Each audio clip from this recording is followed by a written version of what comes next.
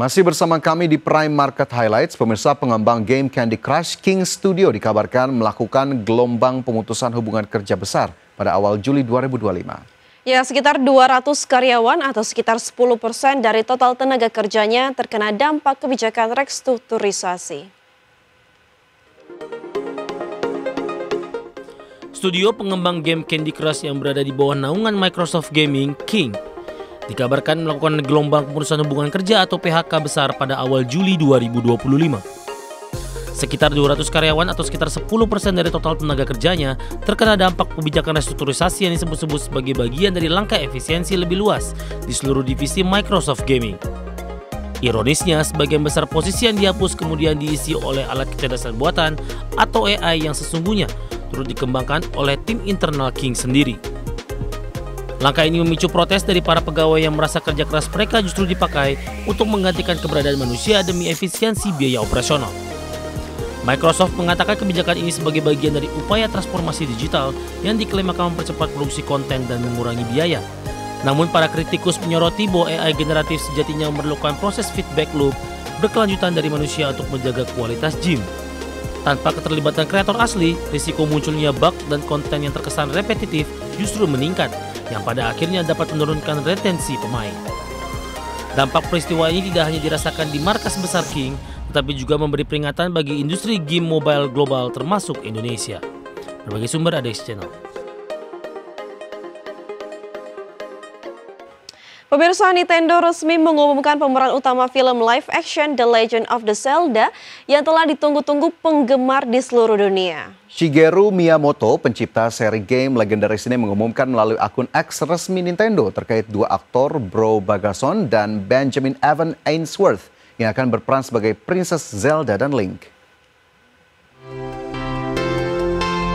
Nintendo resmi mengumumkan pemeran utama film live action The Legend of Zelda yang telah ditunggu-tunggu penggemar di seluruh dunia. Shigeru Miyamoto, pencipta seri game legendaris ini, mengumumkan melalui akun X resmi Nintendo terkait dua aktor muda berbakat yang telah mereka tunjuk untuk menghidupkan karakter ikonik semesta hero. Bro Bagason akan memerankan Princess Zelda, sementara Benjamin Evan Ainsworth berperan sebagai Link. Kedua aktor muda ini dipilih dengan cermat berdasarkan kesesuaian usia karakter. Bro Bagason yang lahir tahun 2004 memiliki pengalaman akting yang solid meski masih berusia 21 tahun. Ia dikenal lewat perannya dalam serial drama kriminal Three Girls dan serial misteri The Jetty yang tayang di BBC One. Sementara itu Benjamin Evan Ainsworth yang berusia 16 tahun juga bukan nama baru di industri hiburan. Ia pernah mengisi suara Pinocchio dalam remake live action Disney 2022 dan berperan dalam serial Netflix The Haunting of Bly Manor karya Mike Flanagan. Meski ini menjadi peran terbesar dalam karir keduanya, pengalaman mereka di depan kamera dianggap memadai untuk menghadapi tantangan adaptasi game ikonik ini.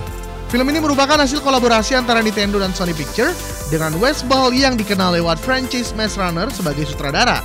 Kombinasi ini diharapkan menghasilkan adaptasi yang tidak hanya memanjakan penggemar game, tapi juga dapat menarik audiens main.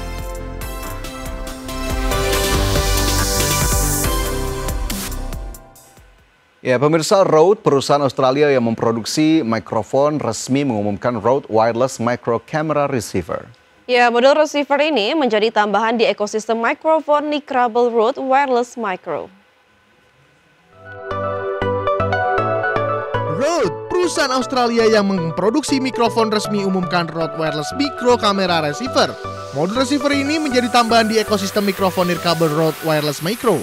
Dengan tambahan Rode Wireless Micro kamera receiver kini, Rode Wireless Micro yang diluncurkan November 2024 memiliki sistem mikrofon yang bisa digunakan juga ke perangkat kamera. Saat digunakan, modul receiver ini juga bisa tersambung ke dua mikrofon nirkabel wireless micro untuk mendukung perekaman audio dual channel. Pengguna juga bisa menghubungkannya ke perangkat iOS dan kompatibel dengan beberapa aplikasi seperti Rode Capture, Rode Central, dan Rode Reporter. Untuk ketahanan baterai juga sangat lama, bisa hingga 21 jam dan mendukung pengisian daya lewat port Type-C. Berkat fitur deteksi, daya modul receiver ini akan otomatis mati saat dilepas dari kamera. Berbagai sumber IDX Channel. MSI resmi merilis perangkat handheld gaming cloud A8. MSI berhasil menjadi pabrikan pertama yang menggunakan prosesor AMD Ryzen Z2 Extreme ke perangkat konsol genggam. Cloud A8 saat ini sudah tersedia di pasaran Taiwan. MSI resmi merilis perangkat handheld game Claw i8. MSI berhasil menjadi pabrikan pertama yang menggunakan prosesor AMD Ryzen Z2 Extreme ke perangkat konsol genggam. Desain Claw i8 tampil lebih segar dengan desain baru. Tarikan garis keempat sisi bodinya terlihat lebih tegas dan tajam. Untuk menonjolkan aura gaming, konsol genggam ini juga dilengkapi dengan sistem pencahayaan RGB.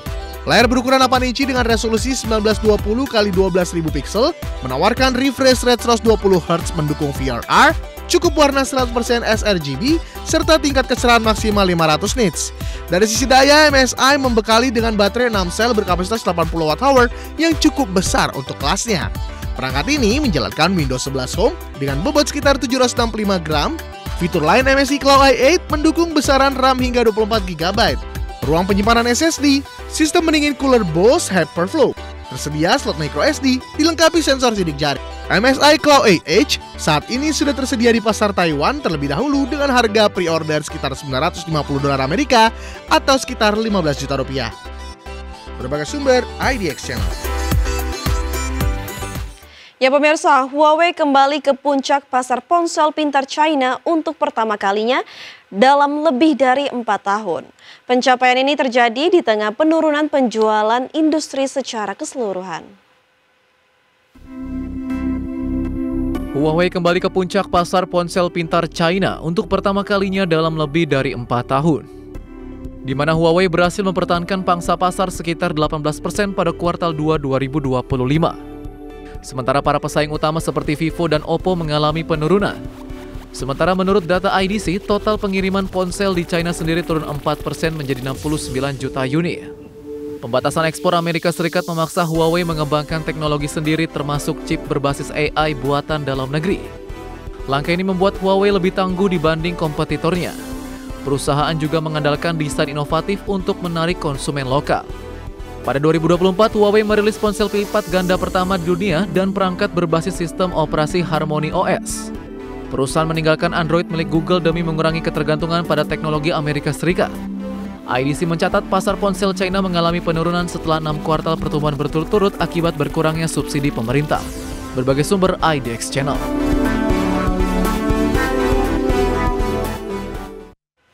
Pemirsa, Nissan ambil langkah ekstrim untuk selamatkan bisnis dari ancaman kebangkrutan. Produsen mobil asal Jepang ini akan memangkas jumlah pabrik secara signifikan.